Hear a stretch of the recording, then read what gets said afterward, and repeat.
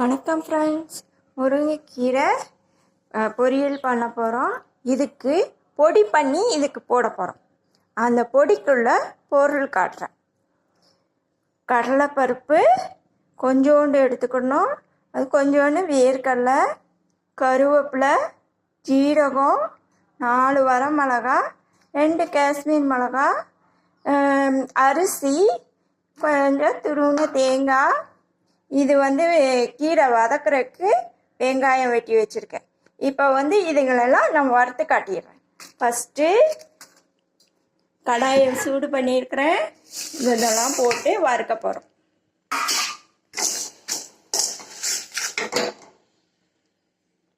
வறுத்துட்டு இதை நான் பொடி பண்ணி காட்டுறேன்.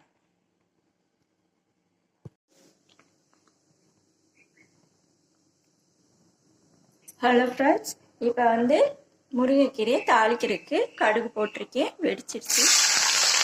வெங்காயத்தை கொட்டி விட்டேன். இப்போ இதெல்லாம் வறுத்து வச்சு ஆற வச்சுருக்கேன். இப்போ மிக்ஸி ஜாரில் சேர்த்து அரைச்சிக்கிற போகிறேன்.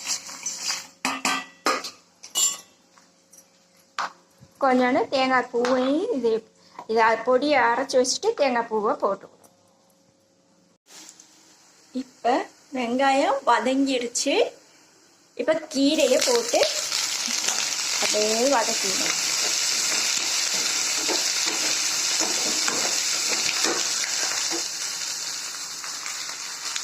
கீரை வந்த பிறகு தான் இறக்க போகையில் தான் இந்த பொடியை போடணும். நான் இந்த பொடியை மிக்சியில் அரைச்சி வச்சுட்டேன். நல்லா வாசனையாக இருக்குது. இது இந்த கீரை பொடி போட்டு நம்ம செய்கிறது சாம்பாருக்கும் நல்லாயிருக்கும், கூழுக்குன்னு நல்லாயிருக்கும். இது ஆடி மாதம் கூழுக்கெல்லாம் செய்வாங்க எங்கள் இந்த ஊர்களில். செம்ம சூப்பராக இருக்கும். நீங்களும் செஞ்சு பாருங்கள். நான் லாஸ்ட்டில் தான் இது இறக்க போகையில் தான் இது போடணும் அந்த பொடியை. இப்போ வதங்கிக்கிட்டு இருக்கு. கொஞ்சம் அளவாக உப்பு போட்டுருங்க. ரொம்ப போட்டாதீங்க, முருங்கைக்கீரையில் உப்பு அதிகமாயிரும்.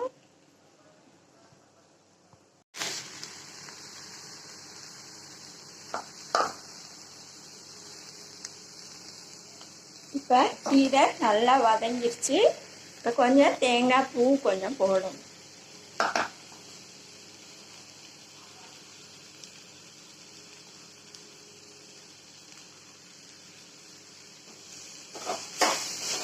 போட்டு இப்போ நம்ம வறுத்து வச்சுருந்தோம்ல பொடி, அந்த பொடியை அரைச்சும் வச்சுருந்தோம்ல, இதை இதில் சேர்த்துறேன்.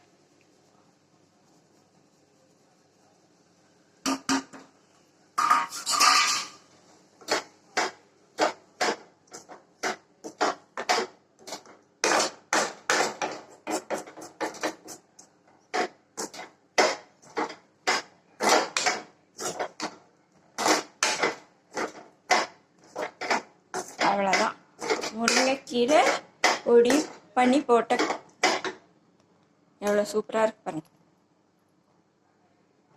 நீங்களே